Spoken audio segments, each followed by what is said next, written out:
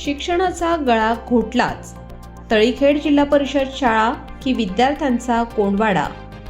2400 square फुटात 122 विद्यार्थी, 5 वर्गखोल्या आणि शिक्षकही 5. मैदान शून्य, प्रशासन मात्र ढिम्म. बातमी निलंगा येथून. शिक्षणाचा हक्क हा कायदा आहे की थट्टा? निलंगा तालुक्यातील जिल्हा परिषद प्राथमिक शाळा तळीखेड येथील भयावह वास्तव पाहता शिक्षण व्यवस्थेचा गळा घोटला जात असल्याचे चित्र स्पष्ट दिसते. येथे इयत्ता 1ली ते 7वी पर्यंतचे वर्ग असून एकूण विद्यार्थी संख्या 122 असून येथे 61 मुले व 61 मुली आहेत. ते केवळ 2400 स्क्वेअर फूट जागेत कोंबले गेले असून ही शाळा अक्षरशः विद्यार्थ्यांची कोंडवाडा बनली आहे. शाळेत 5 वर्गखोल्या व 5 शिक्षक असले तरी विद्यार्थ्यांच्या संख्येपुढे ही व्यवस्था तोकडी ठरत आहे. वर्गात दाटीवाटी, मोकळ्या श्वासालाही जागा नाही आणि खेळासाठी स्वतंत्र मैदान तर दूरच. परिणामी विद्यार्थ्यांचे शारीरिक मानसिक आरोग्य धोक्यात आले आहे. याचा विद्यार्थ्यांच्या अभ्यासावर परिणाम आणि मोठ्या प्रमाणात विद्यार्थ्यांची हेळसांड सुरू आहे. एकीकडे शासन शाळा सुधारणा, डिजिटल शिक्षण, गुणवत्तापूर्ण शिक्षण यांच्या घोषणा करत आहे. दुसरीकडे तळीखेडची शाळा मूलभूत सुविधांपासून वंचित आहे. ही परिस्थिती जिल्हा परिषद, शिक्षण विभाग की स्थानिक लोकप्रतिनिधींच्या निष्काळजीपणाची फलश्रुती की सगळेच डोळेझाक करत बसले आहेत. या अन्यायाविरुद्ध पालक व ग्रामस्थांचा संताप उसळला असून तातडीने नवीन इमारत, अतिरिक्त वर्गखोल्या व स्वतंत्र खेळाचे मैदान मंजूर न झाल्यास तीव्र आंदोलन छेडण्याचा इशारा देण्यात आला आहे. आता प्रश्न थेट आहे की मुलांचे भवितव्य वाचणार कोण? की प्रशासनाची ही बेपर्वाई अशी सुरू ठेवून शिक्षणाचाच गळा घोटला जाणार? हा प्रश्न आज आवासून उभा आहे. नमस्कार. संविधान लाईव्ह 24 न्यूजमध्ये आपलं सहर्ष स्वागत.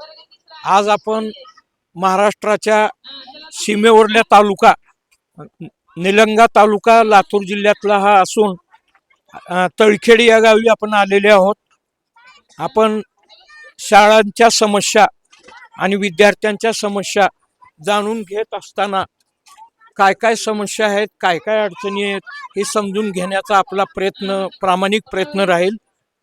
परंतु इथं प्रत्यक्ष मोठी गावची 2-3 हजार लोकसंख्या असलेलं तळखेड हे गाव आहे. 200 पेक्षा जास्त विद्यार्थी इथं आपणाला दिसून येत आहेत. परंतु या शाळेला स्वतःची मोठी इमारत नसून एक छोटी इमारतीमध्ये ही शाळा चालते. वर्ग खोल्या नसल्यामुळे व शाळेला स्वतंत्र ग्राउंड आणि मैदान नसल्यामुळे इथं सोमेश्वर मंदिरामध्ये 15 ऑगस्ट 26 जानेवारीच्या प्रजासत्ताक दिन, स्वातंत्र्य दिनाच्या तयारी करता आणि कोणत्या खेळाच्या स्पर्धा घ्यायच्या असेल तर सोमेश्वर मंदिरामध्ये आणून विद्यार्थ्यांना स्पर्धा घ्यावी लागते. जर शासनाने आणि जिल्हा परिषदेने स्वतंत्र शाळेसाठी जर जागा मंजूर केली, मैदान जर मिळवून दिले तर ही मंदिरामध्ये आणून घ्यावे लागणारे जे हे आहे ते गरज पडणार नाही. आज आपण या संदर्भामध्ये शिक्षक, मुख्याध्यापक सर्व इथं प्रजासत्ताक दिनाच्या तयारी करत आहेत. आज आपण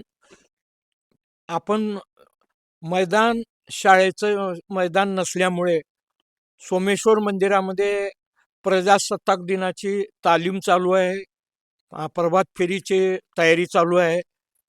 परंतु स्वतःचं शाळेला मैदान नसल्यामुळे आणि वर्ग खोल्या कमी आहेत, हे वस्तुस्थिती आहे. मोठ्या लोकसंख्येचं गाव हे तळखेड. आपण हे सर्व पाहिलं इतका वेळ. आता यानंतर आपण मुख्याध्यापकांना याबाबत त्यांचं म्हणणं काय हे समजून घेऊया. मी सगळे विजयकुमार रंगराव, मुख्याध्यापक म्हणून जिल्हा परिषद प्राथमिक शाळा तळखेड या शाळेत 2019 पासून कार्यरत आहे. मी आता या शाळेचा मुख्याध्यापक म्हणून आहे, परंतु या शाळेला खेळण्यासाठीचं मैदान आणि वर्ग खोल्या सुद्धा अपुऱ्या आहेत.